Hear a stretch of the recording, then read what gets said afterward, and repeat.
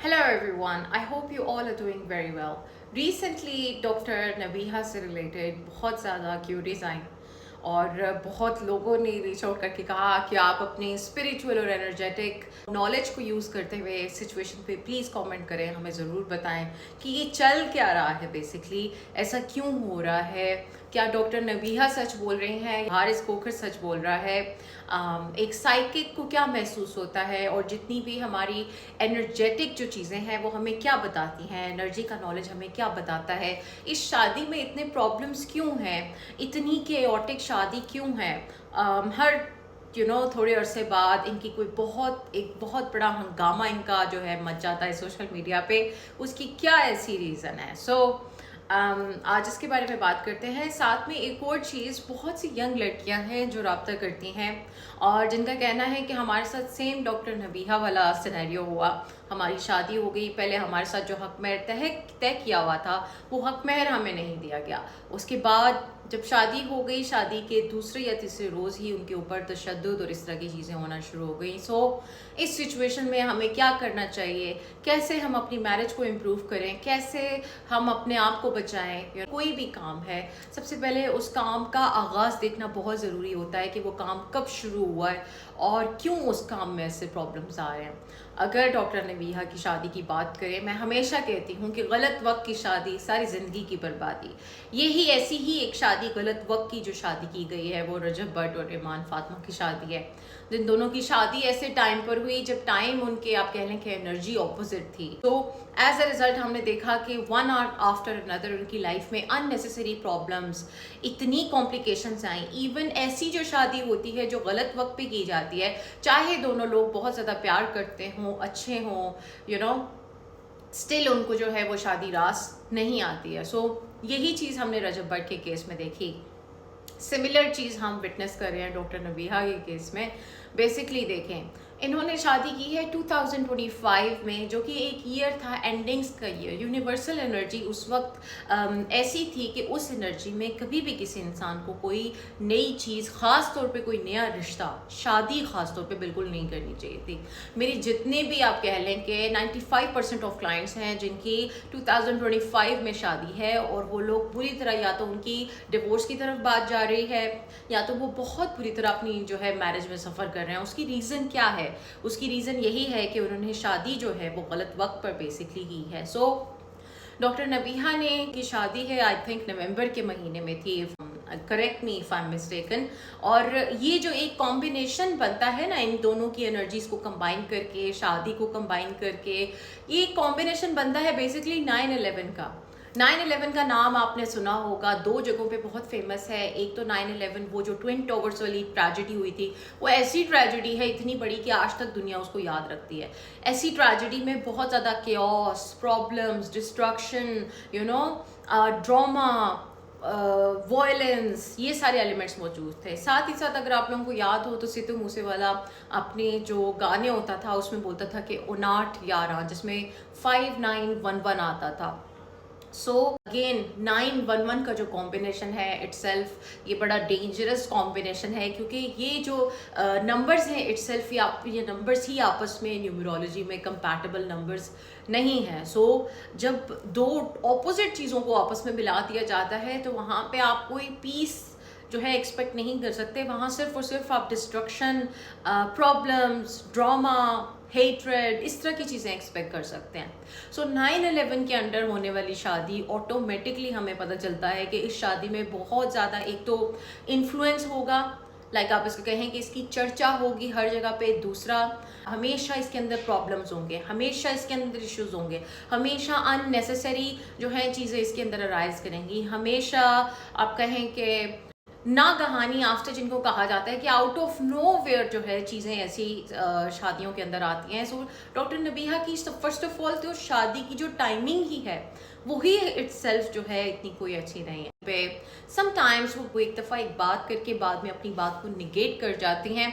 इससे क्या होता है कि आपकी क्रेडिबिलिटी कम होती है आपकी ऑडियंस में या पब्लिक में। रिसेंटली भी अगर आप उनकी स्टेटमेंट्स को देखें तो कभी एक बार वो ये कह रही हैं कि मुझे उनके साथ कोई प्रॉब्लम नहीं था हारिस के साथ, but at the same time वो कहती हैं कि उसने तीसरे दिन से ही मुझे मारना पीटना शुरू किया। तो ये बहुत कॉन्ट्रडिक्टरी बातें हैं, लाइक पोलर ऑपोजिट्स बातें हैं। ऐसी बातें कोई ऐसा इंसान कह सकता है या तो उसका ब्रेन कम्प्लीटली वॉश हो गया हो, या उस पर्सन की थिंकिंग पैटर्न के साथ कोई स्क्वायर इशू हो, या उसके साथ कोई पोजेशन का मामला हो जाए, गॉड फॉरबिड। जैसे लाला रुखबी उनके बारे में उन्होंने कहा कि इनके साथ लगता है जन्नत का मामला है। तो ये इतनी ऑपोजिट जब कोई बंदा बातें करता है या इस तरह का बिहेवियर शो करता है, ये उन्हीं केसेस में होता है जहाँ पे कोई ना कोई अटेम्प्ट की जाती है, या फिर the last and least option is that कि वो पर्सन ही जो है वो इतना इंटेलेक्चुअल कैपेसिटी का नहीं होता, या फिर आप कहें कि उसकी ब्रेन बहुत ज़्यादा कंफ्यूज होता है, या सो मेनी थिंग्स, या आपका कोई कॉग्निटिव ब्यास है जिसकी वजह से आप इस तरह की बातें कर रहे हैं। सो फर्स्ट ऑफ ऑल तो देखें, इनकी 9/11 के नाम पे जो की गई शादी है, बहुत बुरे वक्त की शादी है। इस शादी के अंदर के जो है ना, जिस वक्त पे ये निकाह किया गया उसमें कोई खैर की चीज़ नज़र नहीं आती, बल्कि मज़ीद प्रॉब्लम्स ही दिखाई देते हैं। अल्लाह ना करे, अल्लाह ना करे, अल्लाह ना करे कभी ऐसा ना हो। लेकिन जो एनर्जी इस वक्त इनको रूल कर रही है, जो जिस टाइम पे इनका निकाह हुआ है, बहुत ज़्यादा स्ट्रॉन्ग प्रोबेबिलिटी इस चीज़ की नज़र आती है कि ये चीज़ डिवोर्स की तरफ चली जाएगी, अनलेस और अनटिल ये कोई अपने लिए स्पिरिचुअल रेमेडीज़ या उस एनर्जी को रिमूव नहीं करवाते, या इस तरह की चीज़ें नहीं करते। ये चीज़ बहुत तेज़ी से आप कहें कि अपने इख्तिताम की तरफ बढ़ रही है। ऐसे वक्त की जो शादी है, बुरे वक्त की शादी, गलत वक्त की शादी, गलत वक्त पे किया हुआ इवन सही फैसला भी जो होता है, वो आपको आपकी ज़िंदगी को बर्बाद करके रख देगा। और वो जो बर्बादी, ऐसे जो वक्त की शादी होती है, वो बर्बादी सिर्फ उस लम्हे के लिए नहीं होती, वो आपकी ज़िंदगी के 10, 20, 25 साल खा जाती है। अगर आप ईमान फातिमा की सिचुएशन ले लें, रजब की सिचुएशन ले लें, देखें बाय अगर इनकी इंडिविजुअलिटी को देखा जाए, Rajab is a very loyal person towards his friends, towards his family, same अगर ईमान को ले लिया जाए, she is a very sensitive female, she is a very gentle female, loving, soft, सारा कुछ। लेकिन आप ये देखें कि दोनों इंसान अच्छे होने के बावजूद, एक सही फैसला करने के बावजूद, एक ट्रैप में, इसको कहते हैं कार्मिक ट्रैप, एक कार्मिक ट्रैप में इस तरह से फंस गए हैं कि इतना बड़ा उनको ज़ख्म लगा है कि उस ज़ख्म से ना तो ईमान फातिमा रिकवर कर सकती है फॉर द गुड 20-25 ईयर्स, ना ही रजब। एक परमानेंट आप कहें कि ज़ख्म जो है ना, जब किसी भी कपल की सेपरेशन होती है तो एक ज़ख्म लग जाता है, वो ज़ख्म नहीं भरता है। चाहे लोग आपको कह लें कि टाइम गुजरता है तो चीज़ें ठीक हो जाती हैं, ज़ख्म भर जाते हैं, लोग भूल जाते हैं, ऐसी चीज़ें नहीं भूलती, क्योंकि ये इंसान की साइकोलॉजी को जो है परमानेंटली ऑल्टर कर देती हैं। सो ऐसे वक्त की शादी इसलिए कहा जाता है कि आप लोग प्लीज़ कभी भी अगर आप लोगों ने शादी करनी है, निकाह करना है स्पेशली, तो हमेशा हमेशा अपना जो है स्पिरिचुअल असेसमेंट करवाएं, देखें आपके लिए ये वक्त ठीक है भी या नहीं। मुझे काफ़ी लोगों ने रब्ता किया और उनका कहना था कि हमने अपनी शादी की कोई ख़ास उनका जो है स्कूल ऑफ थॉट था या रिलीजन था, तो हमने ये चीज़ किसी से करवा के देखा तो वो ठीक था, लेकिन बाद में जो है फ़ौरन 3 माह के अंदर तलाक हो गई। देखिए, अगर आपको जिसने भी गाइड किया, जिसके मुताबिक ये चीज़ें ठीक थी, तो क्या आपकी शादी इस तरह से एंडिंग की तरफ जाती? जवाब है नहीं। देखिए, जब भी हम किसी भी पर्सन की एनर्जी को पहले एनालाइज कर लेते हैं शादी से पहले, डॉक्टर नबीहा से एक एंकर पर्सन ने पूछा कि आप तो लोगों को जो है इतने मशवरे देती हैं और आप जो है कहते हैं कि लोगों को आप समझाती हैं, सारा कुछ करती हैं, तो आपको तो बंदे की बड़ी पहचान है, तो आप क्या हारिस को नहीं पहचान पाई? और सेम क्वेश्चन जो है हारिस से भी उन्होंने किसी ने किया, उन्होंने कहा कि आप तो उड़ती चिड़िया के पर गिन लेते हैं, तो क्या आपको पता नहीं चला कि डॉक्टर नबीहा किस तरह की थी? देखिए, दोनों की अपनी अपनी जस्टिफिकेशन थी कि भाई गलतियां हो जाती हैं, नहीं पता चलता वो सारा कुछ, वो बातें बिल्कुल साइड पे। ये बिल्कुल इम्पॉसिबल है कि कोई भी इंसान सिर्फ अपने ब्रेन को यूज़ करते हुए किसी दूसरे इंसान के बिल्कुल अंदर झांक ले। किसी के अंदर झांकने का एक ही तरीका है, उसकी रियल एनर्जी को एसेस करना, उसके रियल ट्रेड्स को जानना जो कि स्पिरिचुअली उसके साथ बिलोंग करते हैं, जिसका पता उसकी डेट ऑफ बर्थ, उसके फेस, उसकी खुद की एनर्जी, इन चीज़ों से पता चलता है। बहुत से केसेस होते हैं जिसमें हम किसी की डिटेल्स लेते हैं, किसी पर्सन का फेस एनालिसिस करते हैं, एनर्जी एनालिसिस करते हैं, उसके अंदर इतनी खौफनाक चीज़ें नज़र आती हैं, लेकिन जब हम इंसान का चेहरा देखते हैं, जैसे एक बहुत पॉपुलर सेलिब्रिटी है ब्रिटिश पाकिस्तानी, मैं उनका नाम तो डिस्क्लोज नहीं कर सकती हूँ, जब इस तरह के लोगों के एनालिसिस जब किए जाते हैं तो इतनी डेंजरस चीज़ें सामने आती हैं, लेकिन जब आप उनका फेस देखें तो आप फेस देख के हैरान रह जाते हैं कि क्या हम इसी पर्सन को हम चेक कर रहे हैं। और इसीलिए फिर बार बार 2-3 बार डबल चेक या क्रॉस चेक करने के लिए ऐसे एनालिसिस किए जाते हैं ताकि पता चले कि हम कोई गलती तो नहीं कर रहे हैं। कोई चांस ही नहीं बनता। आपका दिमाग धोखा खा सकता है, आपकी आइज़ धोखा खा सकती हैं, लेकिन ये जो रूहानी नॉलेज होता है, स्पिरिचुअल चीज़ें होती हैं, इनमें धोखा नहीं होता, क्योंकि ये एग्जैक्ट फर्स्ट ऑफ ऑल अगर हम किसी की डेट ऑफ बर्थ की बात करें, उससे हमारे पास एग्जैक्ट ब्लूप्रिंट आ जाता है कि ये इंसान का स्केलेटन ये है, ये इसके अंदर चीटिंग का एलिमेंट है, अगर इसकी शादी अगर की शादी की तरफ जाएगा ये लॉयल्टी का एलिमेंट है, अगर अब्रॉड जाने का इसका प्लान है तो ये इसका जो है चांसेस है, अगर कोई पर्सन किसी और कंट्री में सेटल होना चाहता है तो ये उसका लाइकलीहुड है। रिसेंटली मेरे पास बहुत से ऐसे जो है लोग हैं यूके से जो रब्ता करते हैं, यूएस से इवन कनाडा से। आपको पता है इन कंट्रीज़ के लोगों को सबसे ज़्यादा यही चीज़ होती है कि इनको किसी ना किसी तरह सिटीजनशिप मिल जाए या पीआर मिल जाए। ऐसे लोगों के लिए जब से सबसे पहले जो चीज़ की जाती है, इनके एनालिसिस करके इनको बताया जाता है कि हाँ भी आपके लिए ये काम किया जा सकता है या नहीं। और अगर उनकी आप कहें डेस्टिनी में रुकावटें होती हैं, ब्लॉकेजेस होती हैं, प्लैनेट्स वीक होते हैं, फॉरेन सेटलमेंट से रिलेटेड हाउस वगैरह, फिर उन चीज़ों को जो है स्ट्रेंथन करवाया जाता है। उससे क्या होता है, एज अ रिजल्ट उनका पाथ भी ओपन किया जाता है, लक बूस्ट की जाती है।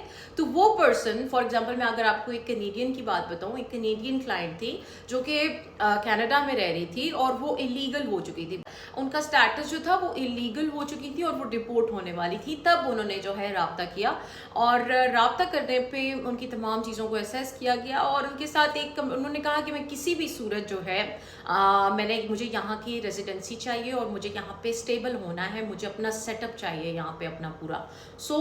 उनकी चीज़ों को स्टार्ट किया गया। देखिए स्पिरिचुअल चीज़ें क्या करती हैं, स्पिरिचुअल चीज़ें इस मटेरियल दुनिया में आपको सपोर्ट देती हैं, जैसे एक बैकबोन होती है। आपको नज़र कुछ नहीं आएगा लेकिन आपके काम आहिस्ता आहिस्ता आपके काम खुलने लगेंगे। जैसे मैं अक्सर बताती हूँ कि अगर मैजिक या इस तरह की चीज़ें हों तो वो आपको नज़र नहीं आता लेकिन ब्लॉकेजेस आती जाती हैं। सेम वे ऐसी जो स्पिरिचुअल चीज़ें होती हैं वो आपको बैकबोन देती हैं। उससे क्या होगा कि आपके काम जो है आहिस्ता आहिस्ता खुलने लगेंगे।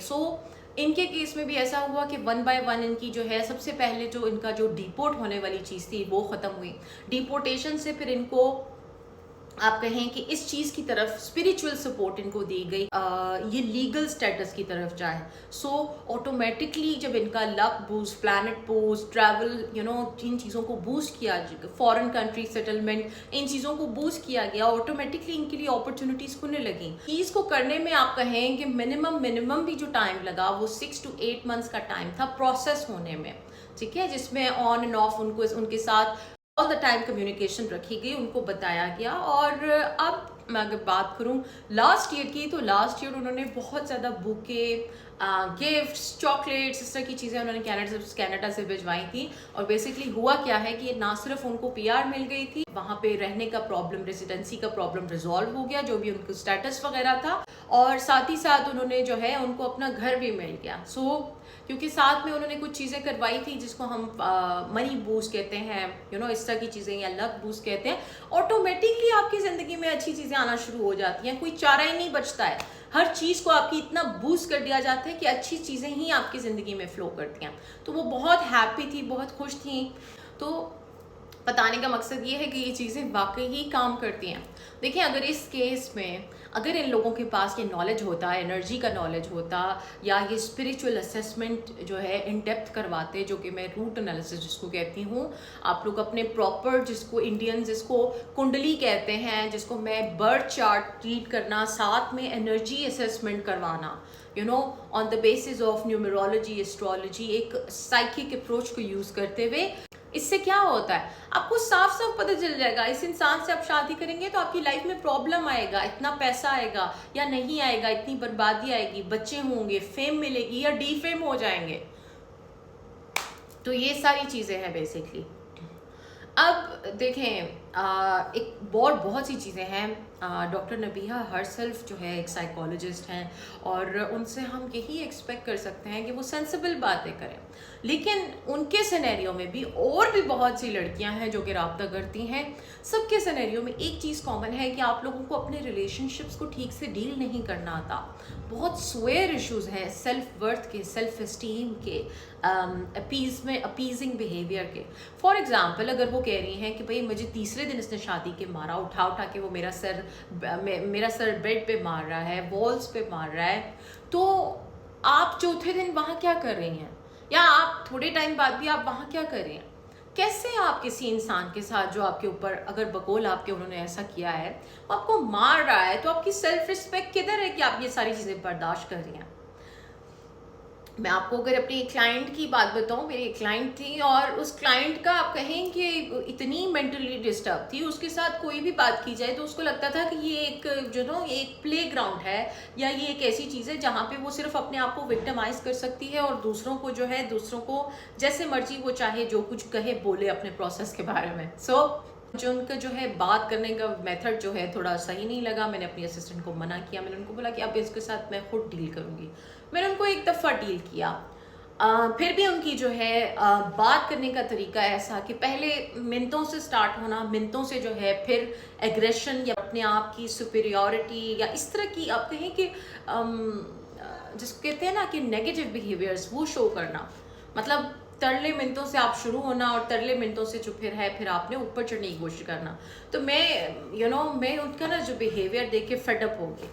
क्रेजी केस, ये साइकोसिस के साथ हम डील नहीं कर सकते। उनका प्रोसेस तो ऐसा चलना था, प्रोसेस को कुछ नहीं, लेकिन सच स्ट्रेट फॉरवर्ड मैंने उनको बोला कि आपके लिए सर्विस हमारी बंद है परमानेंटली, क्योंकि आपका जो बिहेवियर है वो इस तरह का है, तो आपके साथ हम चल ही नहीं सकते। एनीवे मैंने ये चीज़ डिस्कस की हमारा, क्योंकि मैं खुद एक हीलर हूँ, तो मेरी जितनी भी फ्रेंड सर्कल है वो सब लोग हीलर्स हैं। मैंने अपनी हीलर फ्रेंड से जो सीनियर है मुझसे, उनसे डिस्कस किया। उन्होंने मुझे कहा कि ये गलत है, वो क्लाइंट है, आपको उनको ऐसा करना चाहिए, ये वो आप उनसे बात करें। खैर, उनके कहने पे मैंने फिर एक दफ़ा इसको एंटरटेन किया, लेकिन इसको एंटरटेन करने का मतलब लास्ट टाइम से ज़्यादा ये वर्स थी इस दफ़ा। इससे उसके बाद फिर मैंने इतना ख़राब हुआ, मैंने सोचा कि यार इस तरह के जो लोग हैं, साइको किस्म के लोग, जिनको आप आप मिठाई भी देंगे तो वो कहेंगे कि नहीं आप हमें जहर ही दे रहे हैं, इनके साथ तो डील करना अपना दिमाग ख़राब करने वाली बात है। उसके प्रोसेस की बात है, उनका प्रोसेस उन्हीं की हरकतों की वजह से लिंगर ऑन हुआ, और उनके साथ जो है कन्वर्सेशन को मैंने complete, I left it because I have had enough. तो इस एक्सपीरियंस से ये पता चलता है, जब भी कोई पर्सन आपके साथ बुरा करे और आप उसको सेकंड चांस देंगे, वो आपके साथ और बुरा करेगा। अगर डॉक्टर नबीहा के बकौल उनके साथ इतना जुल्म हो गया, वो फिर दोबारा कैसे उसके पास वापस चली गई चौथे दिन, और यहाँ पे बात ख़त्म नहीं होती है। आप उसके पास वापस चली गई, फिर एक दफ़ा आपकी इतनी कंट्रोवर्सी बनी, और इतनी कंट्रोवर्सी बनने पर आपने इतनी नेगेटिव बातें भी कर दी, फिर अपनी बातों पे आप उल्टा हो गई, उल्टे पैर चली गई, फिर आपने सॉरी करके बात को रफा दफा किया। फिर थोड़े दिन बाद अब फिर दोबारा हमने देखा कि ये सारी चीज़ें आ गई, और अब फिर से हम ये देख रहे हैं कि उनकी टोन जो है सेपरेशन से उनकी टोन इस तरफ जा रही है कि नहीं भाई, मैंने सेपरेशन नहीं, बल्कि मैं अपना घर बसाने की कोशिश करूँगी। मुझे मौलाना तारिक जमील की कॉल आई है एंड दिस एंड दैट। सी, या तो पहले ही किसी के बारे में आप इतना किसी को आके पब्लिकली ना अपने रिलेशन को गंदा करें, ना अपने आप को, उसको कहते हैं कि अपनी डर्टी लॉन्ड्री को जो है पब्लिक में आप वॉश कर रहे हैं। So why are you doing this? और आप जब एक एब्यूज जगह पे बार बार खुद जा रहे हैं, फॉर एग्जाम्पल एक टनल है जहाँ पे हमें पता है कि यहाँ सांप बैठा है, हम एक दफ़ा वहाँ से गुजरे, सांप हमें डस ले, अगर हम रोज़ वहाँ से गुजरे और सांप हमें मजीद डसे, तो क्या हम टनल को बुरा कहेंगे, सांप को बुरा कहेंगे, या हमें अपने आप को बुरा ना कहना चाहिए कि हम अपना लेसन नहीं लर्न कर रहे? Simple as that. क्यों आप कैसे किसी को जो है आप आके बार बार ये कह सकती हैं उसने ये किया, उसने ये किया? आपने क्या किया अपने आप को प्रोटेक्ट करने के लिए? आप क्यों नहीं डिटैच हुई द वेरी मोमेंट ये सारी डिसरिस्पेक्ट और ये सारी चीज़ें स्टार्ट हुई? सो इन चीज़ों को अंडरस्टैंड करना चाहिए बहुत ज़्यादा। ये क्यों मैं डॉक्टर नबिया पे बात कर रही हूँ, not to target her, because क्योंकि इस तरह के केसेस बहुत ज़्यादा है हमारी सोसाइटी में। बहुत फीमेल्स हैं जो आती हैं, जो कहती हैं जी हमारे साथ वायलेंस हो गई, हमें मारा गया, हमारे साथ चीट किया गया, बहुत कुछ हुआ, उसके बाद हम दोबारा अपने हस्बैंड के साथ हैं और अब जो है उससे भी बुरा हो गया, तो और क्या आप एक्सपेक्ट करेंगे? आप शेर के सामने एक गोश्त रखा है तो आप क्या एक्सपेक्ट करेंगे कि शेर गोश्त को खाएगा नहीं बल्कि प्यार से आपको देखेगा? इस तरह तो नहीं होता है, बहुत गलत। मैनी बहुत से प्लेसेस पे डॉक्टर नबीहा, दो she is she would be a great psychologist, I don't know her personally, लेकिन इनके केस में देखें मैं कुछ चीज़ें ज़रूर रेकमेंड करूँगी। फ़र्स्ट ऑफ़ ऑल, इनकी शादी की जो बैड एनर्जी है जिस वक्त इन्होंने निकाह किया है, उस चीज़ को एलिमिनेट करवाएं या उसकी रेमेडी करवाएं। डेफिनेटली स्पिरिचुअल एनिमल एलिमेंट्स तो इन्वॉल्व हैं इसके अंदर, दोनों के अंदर, ठीक है ना। ये तो हमें साफ साफ नज़र आता है कि कहीं ना कहीं इन चीज़ों का इस्तेमाल डेफिनेटली है। उसके बगैर तो ये केस नहीं है 100%, ये चीज़ तो है ही है। सेकेंड, इनके लिए ये भी है कि देखें, डिसीजन लें, डिसीजन पे कायम रहना सीखें। किसी भी इंसान के लिए अगर आपने कोई डिसीजन ले लिया है, उस डिसीजन के ऊपर ऐसे स्टैंड करें कि आप फिर उससे हटे ना, क्योंकि जब आप डिसीजन से या अपनी बातों से बैक ऑफ करते हैं तो आपकी क्रेडिबिलिटी ख़त्म हो जाती है। आपने एक डिसीजन दिया है कि ठीक है मैं मैं इससे हट रही हूँ या ये लोग अच्छे नहीं हैं, बाद में आप चेंज कर रही हैं बार बार अपनी बातों को, तो फिर क्या ही रह जाएगा। Third, there is always two ways to communicate. आप या तो किसी से लड़ने वाले थोड़े से अंदाज में, थोड़े से एग्रेसिव टोन में, थोड़े से आप कहें कि अपनी अथॉरिटी इम्पोज करते हुए बातें कर सकते हैं, या आप किसी से बहुत सॉफ्ट, काम, कैलकुलेटेड वे में बात कर सकते हैं। और डॉक्टर नबीहा का एक ख़ास बात करने का एक सर्टन टोन है, no doubt she knows how to look after herself and speak as well, लेकिन एक थोड़ा सा उनकी बातों में ना थोड़ा सा एग्रेशन का एलिमेंट महसूस होता है। लाइक जब वो बात करती हैं तो वो बहुत जैसे ऊपर से किसी इंसान के पे आना और अपनी चीज़ों को इम्पोज करने की कोशिश करना, इस तरह की चीज़ें हैं। सो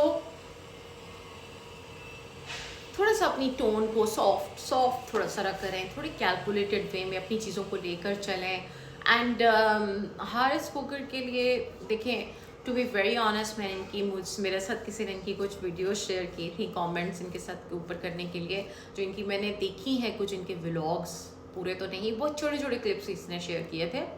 उसमें डेफिनेटली ऐसा फील होता है कि ये एक डेरोगेटरी वे में बात कर रहे हैं उनके साथ, डेरोगेटरी, और किसी को ऊपर, जैसे ऊपर से कोई आ रहा होता है कि तुम ये कर लो, और इस तरह से like I can't exactly replicate that energy. अगर आप उन चीज़ों को देखेंगे वीडियोस को, आपको खुद फील हो जाएगा कि ये थोड़ा सा इस वे में बात कर रहे हैं। अब देखिए, एक बहुत बड़ा ब्लेंडर है इस केस के अंदर, और वो ब्लेंडर ये है कि डॉक्टर नबिया का कहना है कि मैं शादी करके मैं सारे अपने पैसे खुद लगा रही थी, ये बंदा जो है तो मेरे पे 1 रुपया नहीं लगाता था। तो आप लोगों की सबसे बड़ी जो स्टुपिडिटी होती है वो ये होती है कि आप मेल को उसका पैसा नहीं खर्चने देते हैं। मेल देखें, बॉन्ड करता है आपके साथ, जितना कोई मेल आप में इंटरेस्टेड होगा उतना वो पैसा लगाएगा आपके ऊपर। जब कोई मेल आपको डिसलाइक करेगा तो वो आप पे पैसा नहीं खर्च करेगा, सिंपल सी बात है। जो मेल है by nature they are protectors, they are providers, और उल्टा जब वो आपको कुछ प्रोवाइड नहीं कर रहे हैं बल्कि आप सारा कुछ कर रही हैं, आप उनको कमा के भी खिला रही हैं, अपने खर्चे भी खुद पूरे कर रही हैं, अपनी हर चीज़ आप खुद कर रही हैं, why are you in a marriage अगर सारा कुछ आपने खुद ही करना है? ऐसा क्या मिल रहा है आपको उनके साथ? Even regarding their intimate things, उसके बारे में भी इन्होंने पब्लिक में आके एक बहुत some things were said about him and her, intimacy के हवाले से। तो पीछे क्या रह गया है इसके अंदर? इसको जो है ना अक्सर कहते हैं कि थूक के चाटना। तो ये दिस इज़ नॉट, सही नहीं लगता। ये चीज़ें ठीक नहीं लगती। अव्वल तो आपका किसी के साथ अगर कुछ है तो आप इतनी एक्सट्रीम बातों पे ना जाएं, अपने एप्रीहेंशंस प्रॉपर वे में रखें, ठीक है, बात करें, साइड पे हो जाएं। लेकिन इतना ज़्यादा पहले तो इतना रकस क्रिएट करना, उसके बाद आके फिर अपनी स्टेटमेंट्स के ऊपर पीछे जाना, दैट बिकम्स डेंजरस। सो कभी भी किसी फीमेल को ऐसा नहीं करना चाहिए कि मेल जो है वो उसके ऊपर पैसे स्पेंड करे, बल्कि मेल ना करे। ये क्लियर साइन है, सिम्टम है कि वो मेल आपको पसंद नहीं करता, ही डजंट लाइक यू। क्योंकि मेल जो है जितना वो अपना पैसा इन्वेस्ट करते हैं औरत के साथ, वो उतने ज़्यादा उसके साथ इन्वेस्ट होते हैं। तो यहाँ जब उसने कुछ इन्वेस्ट ही नहीं किया आपके साथ, आप ही सारा कुछ कर रही हैं, तो how will he even bond with you? Simple as that. Better is कि आप लोग मेल को मेल रहने दें। अभी सोसाइटी में ये हो रहा है कि मेल जो है वो फीमेल्स बन गए हैं।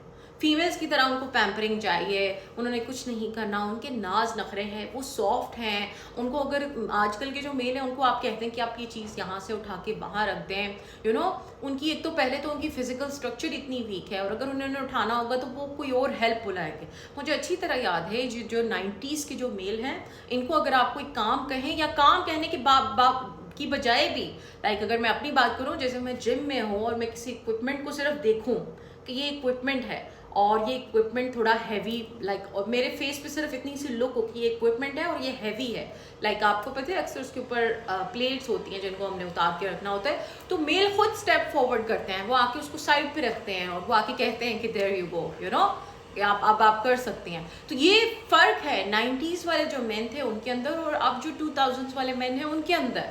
तो मेल को मेल बनाने में, देखिए मैं ये नहीं कह रही कि आपका काम है उनको सिखाएं कि मेल को मेल कैसा बनना है, लेकिन जब आप गलत किसी को रवैये दे रहे हैं, आप किसी को मौका दे रहे हैं कि हाँ भी आप मुझे इस तरह ट्रीट कर सकते हैं, तो अगला क्या करेगा? वो आपके साथ वही बिहेवियर करेगा जो आप उसको कर रहे हैं अलाउ। आजकल जो सबसे बड़ा डिज़ास्टर मैंने देखा है, मेरे पास जो रिसेंट केसेस आए हैं लड़का लड़की से रिलेटेड, शादी से रिलेटेड, निकाह से रिलेटेड, मंगनी से रिलेटेड, ब्रेकअप से रिलेटेड, ऐसी बहुत सी चीज़ें हैं, नो कॉन्टेक्ट से रिलेटेड, सारों के अंदर एक ही चीज़ कॉमन है, ब्लंडर कर रही हैं फीमेल्स, बिग ब्लंडर्स। और फिर ब्लंडर्स करने के बाद उनको समझाया जाए कि ये आप क्या करिए, तो वो उनकी ईगो उनको गवारा ही नहीं करती कि वो मान जाएं। मतलब वो दुनिया का हर जो काम वो कर रही हैं वो ठीक है। मेरी एक क्लाइंट थी जिसने जो है, एक लड़का है जिसको वो पसंद, लाइक उससे तो काफ़ी बड़ा था, उसको वो पसंद करती है, उसके लिए वो कॉफ़ी ले रही है, बर्थडे प्लान कर रही है, गिफ्ट्स ले रही है, वो उसको कुछ भी नहीं कर रहा, वो इसको इतना टाइम नहीं दे रहा कि वो उसके साथ बैठ जाए। सेम वे जो है एक और फीमेल जिसका आप कहें कि उसके पर्सन की कहीं और शादी होगी और वो पैचअप चाह रही थी उसके साथ, वो उसके पीछे हर वक्त मैं मर जाऊंगी आपके बगैर, मुझे ये हो जाएगा, आप मेरा एहसास करें, आपको क्या हो गया है। What is this? अगर आप मुझे बताएं, अगर आपके पीछे कोई बंदा यूं चिपक जाए तो आपको उलझन नहीं होगी कि ये क्या है?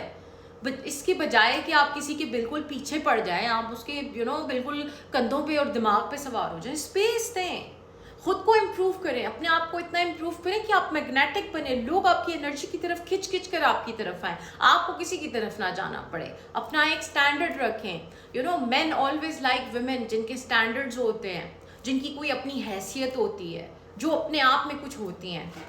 बेसिकली मैं आपसे अपनी फ्रेंड की बात करूँगी। मेरी फ्रेंड जो है, शी गॉट मैरिड, उसको पहले प्यार हो गया बहुत शदीद, और उस शदीद प्यार में जो है उसने शादी कर ली। उसको प्यार हो गया एक लड़के के साथ जो लड़के की एज उससे कम थी, और वो लड़का कोई इतना वेल सेटल भी नहीं था, कोई इतना कमाता भी नहीं था, लेकिन फिर भी मेरी फ्रेंड को आप कहें कि बहुत शदीद प्यार हो गया और उसने उस लड़के से शादी कर ली। सेम डॉक्टर नबीहा वाला केस देखें, जब लड़की की एज कम होती है लड़की से, तो ऑटोमेटिकली जो लड़के होते हैं उनकी जो मैच्योरिटी है वो बहुत कम होती है फीमेल की निस्बत। तो उसकी एज ही जब ऑलरेडी आपसे कम होगी तो मैच्योरिटी का लेवल तो पहले ही मैच नहीं करेगा आपका उसके साथ। हमेशा रिकमेंड किया जाता है कि लड़कियों के लिए हमेशा वो पार्टनर चूज़ करें जो आपसे बड़ा हो, और इस्टेब्लिश्ड हो, जिसके पास कोई इनकम सोर्स हो। Doctor Nabiha on one side बहुत ज़्यादा बातें करती हैं इंटेलेक्ट की और इन चीज़ों की, लेकिन उन्होंने बकौल उनके एक ऐसा पर्सन चूज़ किया है जिसकी ना तो कोई इनकम है, दूसरा जो एज में उनसे छोटा है, और इवन उनकी एज को लेके ऑलरेडी इतने ज़्यादा पॉइंट्स उनके ऊपर उठाए गए हैं। तो then what are you even doing in this situation?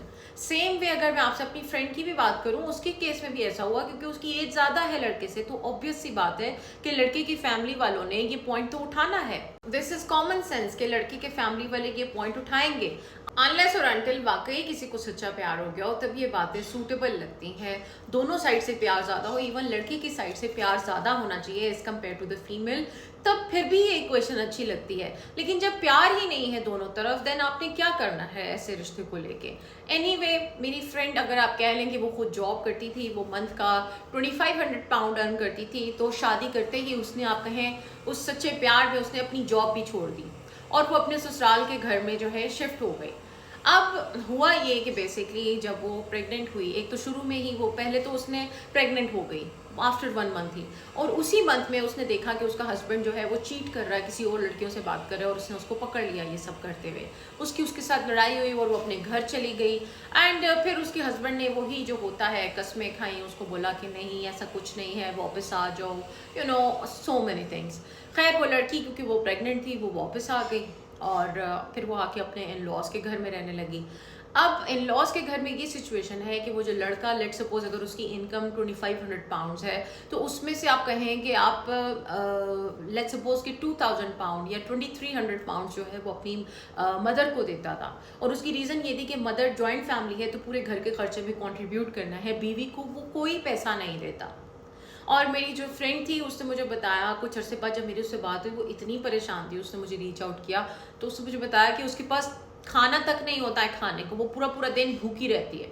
और उसकी रीज़न क्या है कि वो सीढ़ियों से नीचे नहीं जा सकती है, अगर वो ऊपर से उनको आवाज़ देती है कि खाना उसको ला दिया जाए तो कोई भी नहीं आता है, बल्कि उल्टा उसकी सास जो है उसके खिलाफ उसके शोहर को भड़काती है, और उसका शोहर भी जो है अब नीचे अपनी माँ के साथ खाना खाता है, वो भी इसकी केयर नहीं करता। तो वो प्रेगनेंसी की हालत में फिर अपनी माँ के घर चली गई, वहाँ पे जाके उसने उसका बच्चा हुआ, और अभी भी वो अपनी मदर के घर रह गए। So what is the point of all this? क्या आपको मिला है अपना जिस्म गारत करके, अपना दिल किसी को दे के, यू नो आपका दिल भी टूट गया, आपका जिस्म भी गारत हो गया, आपका दिमाग भी ख़राब हो गया, आपका वजूद भी ख़राब हो गया, तो इस सारी चीज़ों का क्या फ़ायदा है? या तो आपको कोई ऐसा पर्सन मिले जो आपके साथ ये सारी चीज़ों को रेसिप्रोकेट करे। अगर कोई रेसिप्रोकेट ही नहीं कर रहा है तो फिर आपको कौन सी ऐसी इश्क आपके ऊपर चढ़ा हुआ है कि आपने ये करके ही छोड़ना है? सेंसिबल लोगों से अगर हम ये बातें सुने तो और गुस्सा आता है। मुझे रिसेंटली एक फीमेल ने रब्ता किया, you know she was a doctor, और उनका भी बात करने का तरीका, जैसे ना कुछ लोग अपने आप को किसी के पास आते हैं तो वो समझते हैं कि हम कुछ हैं या हमारे अंदर कुछ है, तो उनका ना अपने एक ऊपर से आने वाली एक उनकी थोड़ी सी अप्रोच उनका ये था कि मैं आई एम सुपीरियर, मैंने ये डिसाइड कर लिया हुआ है कि मैंने तो डिवोर्स करनी है, लेकिन आई जस्ट वांट कि आप थोड़ा सा मुझे कुछ बता दें अगर इसमें कुछ है। मैंने उनको सबसे पहले बोला कि पहली तो बात ये है कि आप तो ऑलरेडी मेरे पास डिसाइड करके आई हैं कि आपने डिवोर्स करनी ही करनी है, मैं आपको कुछ भी कहूँगी तो वो मैटर ही नहीं करता। उन्होंने कहा जी हाँ बिल्कुल ऐसा ही है। तो देन आई सेड कि आप जो हैं आपके ख्याल से आपने सेल्फ वर्क किया होगा, ब्रेन वर्क किया होगा, लेकिन नॉट एवरीथिंग इज साइकोलॉजी। और आपकी जो सिचुएशन है इसके अंदर मुझे रिलेशनशिप कम लग रहा है, आप मतलब उनको इन्फीरियर फील करती हैं, और वो इन्फीरियर फील करके आपके ऊपर सुपीरियर फील करने की कोशिश करते हैं, वो उल्टा आपके ऊपर चढ़ाई चलते हैं। उसने कहा बिल्कुल ऐसा ही है। तो मैंने कहा what are you doing, what is going on? क्या ये रिलेशनशिप है या ये क्लैश ऑफ ईगोज चल रहा है? खैर उनके साथ कोई 40-45 मिनट्स बात हुई। मैंने उनको स्ट्रेट फॉरवर्ड बोला, मैंने कहा आपके पास इतनी नेगेटिविटी आप मेरे पास लेकर आई हैं, आपकी तो नेगेटिविटी इतनी हैवीनेस कॉज कर रही है, और तो आप क्या कह सकती हैं कि आपके साथ अगर आपकी नेगेटिव इतनी पर्सनैलिटी है, कोई आपके पास कैसे आ जाएगा, कोई कैसे आपसे प्यार की वाइब लेगा? मैंने उनको बोला कि आपकी नेगेटिविटी तो मुझे यहाँ तक महसूस हो रही है, तो किसी और की मैं क्या बात करूँगी? कोई कैसे आपसे प्यार से बात करे, कोई कैसे प्यार से रिश्ता चलाए? खैर उन्होंने कहा कि मैं कॉम्प्रोमाइज़ करके, ये करके, वो करके थक गई हूँ। मैंने उनको बोला कॉम्प्रोमाइज़ करने का तो मैं आपको बिल्कुल भी नहीं कहूँगी कि आप कॉम्प्रोमाइज़ करें, लेकिन आप जो चीज़ें कर रही हैं आप बहुत गलत चीज़ें कर रही हैं। आपको लगता होगा कि आपने साइकोलॉजी पढ़ी है, ये है वो है, अगर ये चीज़ें इतनी ठीक होती तो आज आपकी मैरिज ठीक होती, आपको मेरे पास ना आना पड़ता। मैंने उनको बताई कुछ चीज़ें उनके खुद के हवाले से, उनकी हीलिंग के हवाले से, इवन उनके रिलेशनशिप के हवाले से। उनका यही कहना था कि I will get back to you soon. At the end of the call देखिए ऐसे जो लोग होते हैं ना, जो इस तरह आके उनका ये बिहेवियर होता है कि वो अपने आप को बहुत ऐसे टफ शो करते हैं, और वो शो करते हैं कि उनको हेल्प की ज़रूरत नहीं है, ये वो लोग होते हैं जो सबसे ज़्यादा वुंडेड होते हैं। उनके साथ जब बात हुई तो वो बीच बाय द एंड मैंने उनको स्ट्रेट फॉरवर्ड जो उनकी रूह के अंदर की जो बातें थी वो खींच के मैंने उनके ऊपर बोली। Eight the end of the day वो रोने वाली हो गई। उन्होंने कहा कि बिल्कुल ऐसा ही है, आप बिल्कुल ठीक कह रही हैं, I am very hurt, I cry like this. एक एक चीज़, क्योंकि देखिए जब भी किसी क्लाइंट के साथ डील किया जाता है, जब उनकी एनर्जी को पुल किया जाता है, तो तमाम चीज़ें सामने आ जाती हैं कि वो पर्सन कहाँ बैठा, क्या कर रहा था, क्या सो रहा था, क्या सारा कुछ हुआ। So she got very very emotional and almost she wept, and then she thanked me and she went away. So बताने का मकसद ये है, देखिए समटाइम्स आप साइकोलॉजिस्ट हैं, आपको लगता होगा साइकोलॉजी इज एवरीथिंग। नहीं, सारी चीज़ों की जो सबसे ज़्यादा जो स्ट्रॉन्ग साइंस है वो स्पिरिचुअल साइंस है, इसके बारे में कोई क्वेश्चन नहीं है। ये जो साइकोलॉजी की बातें हैं, ये चीज़ें हैं, I used to read about these things when I was maybe like in the 9th grade और 8th grade, तब ये चीज़ें होती थी। अब तो स्पिरिचुअलिटी इज़ लाइक आप किसी का सारा कुछ निकाल लेते हैं, पीछे कुछ बचता ही नहीं है। तो आप पहले ही अगर किसी पर्सन को देख लें, बजाय इसके कि आप एक्सपेरिमेंट करें अपने बॉडी के साथ, जहन के साथ, दिल के साथ, पहले ही अगर आपको पता चल जाए कि हाँ भाई ये मेरी मैरिज, इसके अंदर ये खतरे हैं, ये रेमेडीज मुझे कर लेनी चाहिए, ये प्रोसेस अगर मेरे केस में रिक्वायर है मुझे करना चाहिए ताकि मेरी शादी सही रहेगी, मुझे प्रॉब्लम्स नहीं आएगी, तो आप पहले करवा लें। बाद में सारा कुछ करके पूरी दुनिया को भी अपना तमाशा दिखाना है, खुद भी एक तमाशा बनना है अपने अंदर ही, तो फिर क्या ही रह जाएगा।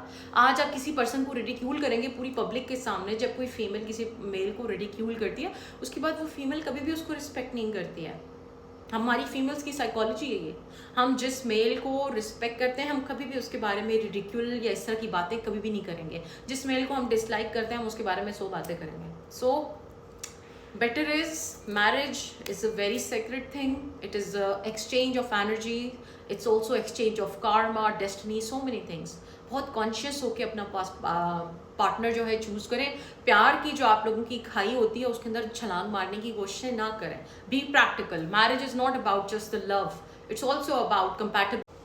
After marriage there's gonna be many days जहाँ पे आपका दिल अच्छा नहीं होगा, मूड अच्छा नहीं होगा, आपकी तबीयत अच्छी नहीं होगी, आपसे उठा नहीं जाएगा, आपसे कपड़े नहीं बदले जाएंगे, आप बहुत बीमार होंगी। Even after pregnancy you will almost lose your body, you will lose your self. So you need someone जो आपके उन टफ टाइम्स में आपको साथ दे सके, एहसास कर सके, अनकंडीशनली आपको प्यार कर सके। जिस बंदे से आप शादी करेंगे या जो आप में इंटरेस्टेड होगा लुक्स के लिए या सुपरफिशियल बंदा होगा, वो यूँ आपकी मतलब आपको छोड़ेगा जब आप बीमार होंगी। सो बी वेरी वेरी वाइज। ये जो है ना प्यार में आके शादी करना, प्यार में जहर खा लेना, प्यार में जो है अफेयर चला लेना, प्यार में घर से भाग जाना, stop these things, these are madness. Be very practical about your life. अपने आप को सबसे पहले स्ट्रॉन्ग करें। फीमेल्स के लिए फाइनेंशियल सिक्योरिटी, स्टेबिलिटी बहुत ज़रूरी है। साथ में work on your self worth, work on your self issues. कौन सी ऐसी आपके अंदर मजबूरी है कि आपको एक बंदा मारता है, आपके इंसल्ट करता है, उसके घर वाले आपकी इंसल्ट करते हैं, वो अफेयर चलाता है, फिर आप जो है उसके कदमों में जाके उसके साथ तैयार हैं सारी चीज़ें करने के लिए। How can you do this? That means कि उस पर्सन में गलती नहीं है, that means there is a square problem in your personality which needs to be dealt and reflected upon. If you guys have any questions, अगर आपका कोई relationship से इशू है, अगर आप ये समझते हैं कि आपके रिलेशनशिप में इसी तरह की प्रॉब्लम्स आ रहे हैं, आपका पार्टनर आपको प्रोवाइड नहीं करता है, ना पैसे देता है, ना तवज्जो देता है, ना प्यार देता है, बल्कि आप अगर उससे अपने राइट्स मांगें तो वो आपको डिवोर्स की बात करता है, simple as that, it means the person doesn't like you, he is done with you. और ऑल्सो कहीं ना कहीं उस पर्सन का आपके ऊपर लेवरेज है किसी तरह का, फाइनेंशियल या कोई भी। उस बंदे को आपको वीकनेस पता है, उसी वीकनेस पे वो आपको एक्सप्लॉइट कर रहा है। कभी भी किसी मेल को अपनी वीकनेस ना दें, किसी भी तरह की, चाहे आप वीक हो भी, तब भी आप किसी मेल को अपनी कोई भी जो है वीकनेस मत दें। Always stand strong. फीमेल्स के लिए स्पेशली ये है कि हमेशा हमेशा अपने आप को स्ट्रॉन्ग करें, स्ट्रेंथन करें। अगर आप समझते हैं कि आपके रिलेशनशिप में एनर्जी इम्बैलेंस है, चीज़ें बैलेंस नहीं है, पार्टनर दूर भागता है, दूर खिंचता है, आप हमेशा ज़्यादा एफर्ट करती हैं, वो कम कर रहा है, that means you really need to work on your relationship. आप उसके लिए relationship analysis, relationship energy reading, इस तरह की चीज़ें करवा सकते हैं जिससे आपको मदद मिलेगी ये देखने में कि ये इम्बैलेंस कहाँ से आ रहा है। वंस आप इम्बैलेंस को देख लें, आप सोर्स को ब्लॉक करें। जैसे ही आप सोर्स को ब्लॉक करेंगे ऑटोमेटिकली आप देखेंगे आपकी लाइफ में चीज़ें फ्लो करना शुरू कर देंगी। This is all from me for today. अगर आप लोगों का कोई क्वेश्चन है, कोई कमेंट्स है, anything you guys want to say, you can put it in the comments. आप मेरे व्हाट्सएप पे रब्ता कर सकते हैं, मेरा नंबर तमाम चैनल्स की बायो में है। ऑल्सो अगर आप लोगों को ये वीडियोस जेन्युइनली यूजफुल लगती हैं, आपको लगता है कि इससे आपको थोड़ा सा भी फ़ायदा हुआ है, या आपका कोई ऐसा फ्रेंड या कोई भी पर्सन है जो ऐसी सिचुएशन से गुजर रहा है, उनको ये चीज़ें शेयर करें, क्योंकि आपकी वजह से जो है उनके अंदर अवेयरनेस आएगी। और जितने लोग जो हैं इम्प्रूव होंगे, लेट सपोज आपकी वजह से कोई एक पर्सन इम्प्रूव होता है, तो ये इम्प्रूवमेंट वाली एनर्जी स्प्रेड करती है बहुत तेज़ी से, और एज अ रिजल्ट हम as a planet, as a human, as a consciousness हम लोग एलिवेट करेंगे, असेंड करेंगे। सो मेक श्योर आप पॉजिटिव चीज़ों को हमेशा शेयर करें। Make sure you subscribe to my channel, you like and you share all the videos with everyone who would like to be informed about these things. With this, I would be ending my today's video. This is your gorgeous host, Ramsha Chaudhary, signing off from the most beautiful earth. Take care of yourself, everybody. And in the end, we say a deep, deep prayer for everyone who is struggling financially or with health. May Allah, may God, may Lord heal your souls. May God give you abundance and prosperity in all the ways. Amen. अगर आप में से कोई इंसान अपने लिए prayer करवाना चाहता है, you guys can write it. In the end of each video, we will be saying a prayer for these people. Take care, everybody. Goodbye.